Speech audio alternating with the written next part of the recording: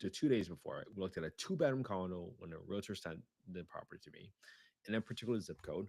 And then yesterday we looked at a three-bedroom. So let's round out our buy box for the zip code for four bedrooms. So right now, if you can see, I have four-bedroom homes, ideally 1.5 baths and above. I don't really want less than two toilets.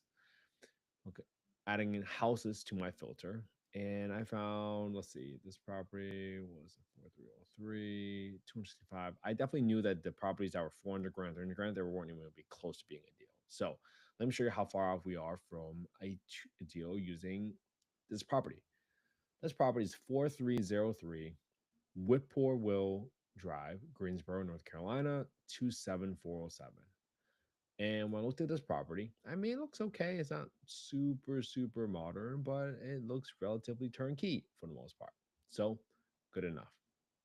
That if you're doing Section 8, just make sure that stuff is reinforced. I can already tell that this thing is like falling apart. So, that's not going to pass the Section 8 inspection on the outside. Just be careful of that. But overall, this property looks pretty good for the most part, right? Not that much rehab. So, let me write down the details, right? And the whole point of this exercise again is for us to figure out what is a deal, quote unquote. So now that I got my property in there, the next thing I want to do is I want to go and grab my rehab calculator here. The property looks okay. I'm going to set aside 300 square feet just to paint. And this is not a condo, right? So I want to make sure even the roof is good. I'm going to leave aside about 1,500 bucks of repairs for the roof just in case anything bad happens. Just in case they find any patches in there or holes that need to get patched, because I've had to do that for every single time. And then for my outdoor stuff, I just, let's see, I might for the patio, that deck.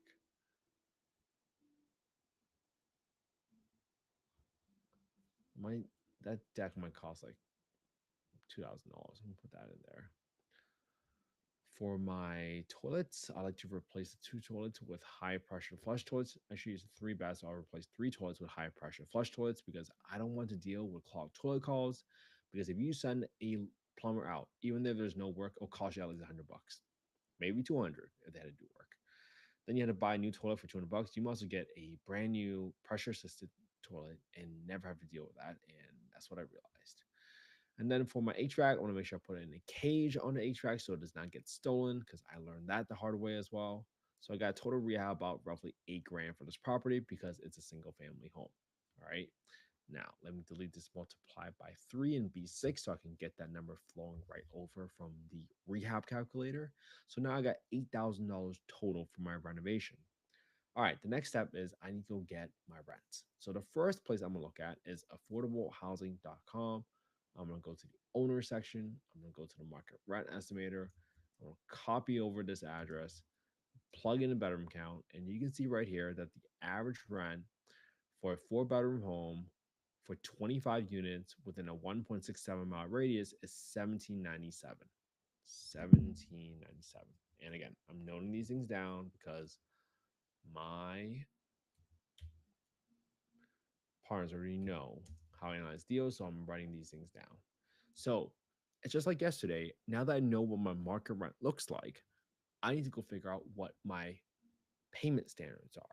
And when you Googled, I'll just show you where. If you Google Greensboro 2025 payment standards, utility allowances, let's do Greensboro Housing Authority. Greensboro Housing Authority 2025 payment standards. And you see that pop up right here, which says the payment standard for a four bedroom is 1802. Wow, that's literally the same thing as my rent. So I do not see us in this scenario where I can get anything higher than $1,800 of rent.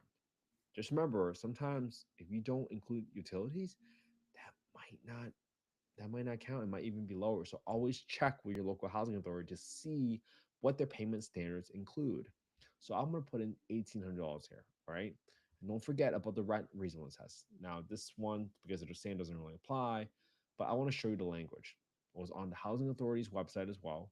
But if you ever look up the HCV or the Housing Choice Voucher Program Guidebook, you're going to see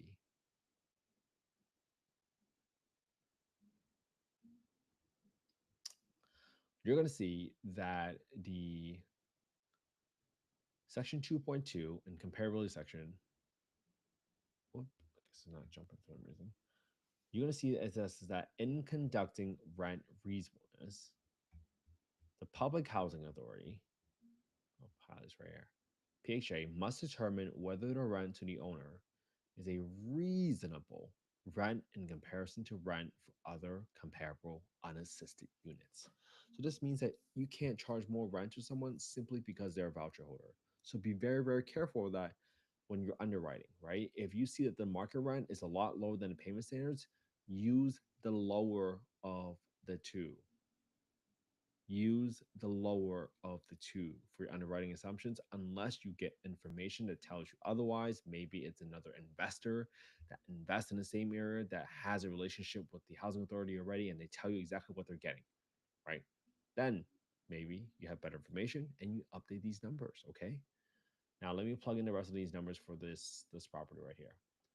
So this property, if I go to my Redfin payment calculator, I'm gonna pull up my taxes, which is 204 for taxes, and my insurance is 103. So I'm going to equals 103 times 1.2. That gives me a total insurance number of $123.60 because I'm adding a 20% premium to the property insurance number because I'm assuming that the 103 right here is related specifically for a primary residence buyer. And if you use it for an investment property, the insurance company is going to view it as a riskier asset. So that's why I'm adding a 20% premium here. All right. Now, for my war chest, I'm going to add in 10%.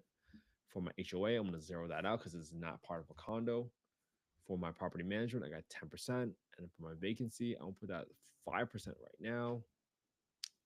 So if I rent this property out, right, for 1800, I'm going to put 25% down as property. So my down payment is B4, which is my asking price, times my down payment percentage of 25%. That gives me 66 grand. I got 2.5% for closing costs, so that's 6,600, $8,000 for my renovation. So my finance amount is going to be equals to my asking price, B4, minus my down payment. It's 198. I'm going to put in 7.5% interest rate right now. So with that all being said, if I rent this property out, right? Yesterday my buy box was 109,000 for a 3 bedroom. Today for a 4 bedroom, let's try to figure what that is. 1,800. That's a negative 362 cash flow a month. That's a negative 5.4% return. Assuming I bought this property for 264. This is 264, right? Yep, 264. With a $8,000 rehab, just rounding here, 25% out, 7.5% interest rate. Great. Now, what do I need to buy this property for if I'm looking for an 8% return? Let's go all the way down to 120. Oops, one too many zeros. Great. If I'm at 8% return, so maybe I can go to 140, 135. Boom. 138. There we go. I still managed. So my buy box for a 4 bedroom is $138,000, assuming my target return was 8%. So 7.8 rounds up to 8. All right. Now, am I saying that this property or this seller is going to take your offer for 138 grand when they list it for 264? I mean, maybe, but most likely not. But at least now you know that yesterday, when you're looking at 3 bedrooms, the buy box for a 3 bedroom, assuming a 7.5% interest rate, 25% down, was 109 grand. Today, for a 4 bedroom, that's 138,000. That helps you determine your buy box for a particular zip code, area, market, whatever you want to call it, whatever area you want to do and focus on.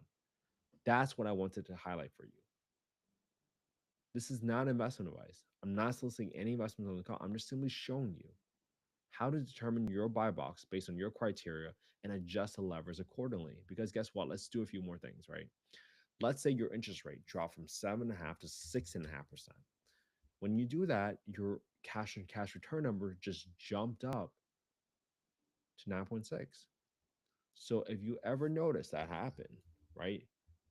Maybe interest rates drop down to 6.5%, and now your criteria, assuming everything else stays constant with $8,000 rehab, instead of paying 138, you're now willing to pay 150 grand for a four-bedroom home in the zip code specifically in 27407. Assuming you still rent this property for 1,800 bucks and the cash flow goes to 311. And that's the exercise I want you to go through to figure out, hey, as things are happening in the market, right? That interest rate, it could drop 1 point overnight. So don't sleep on it. And I think the last thing I want to show you guys is how to look up at the correlation between 10-year yield and 30-year mortgage interest rate. Because this is what's affecting it, right? The 10-year yield is moving every day based on the labor data, based on the headline news around the tariffs. And if you are able to figure out what's happening, right? Because you can see that usually there's a spread, right? So let's see, in 2023, you saw there's a spread between the 10-year yield and the 30-year mortgage rate of almost 3%, right? The yield is 3.56. The 30-year mortgage interest rate is 6.59. But then you see it narrow to 2.5, right? Call that 6.8 minus 4.3. So you're going to see this happen all the time. And the 10-year yield interest rate is going to go up and down based on what's happening in the market. But there's also the spread. Historically, that spread has been 1.5%, 2%, but it's gone as high as 2.5%, 3% when there was a lot of uncertainty in the market. So as there's more trade deals, as an example, that happens, there's more certainty. So maybe that spread will narrow and that gives you better predictability, even though the 10-year yield might not be moving so much, right? That spread can also narrow. But if you ever get a scenario where the Fed comes out and say, hey, we're going to start lowering rates, and then there's also more predictability with the spread narrowing, that's how you get those 1 point moves overnight. It happens. Be very, very mindful, right? Don't don't just read the headline news. Follow what's happening, follow the correlation, and this makes you a much smarter analyst than anybody else.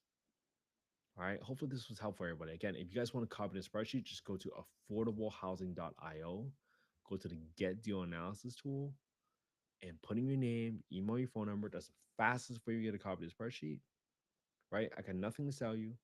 I'm just simply showing you all, please do this as practice because so many people don't do this. My hope is this. I hope you analyze the same deal I analyzed today, right? This is around the market using the same spreadsheet that I just gave you and put it on your own YouTube channel because guess what? At some point, someone's going to ask you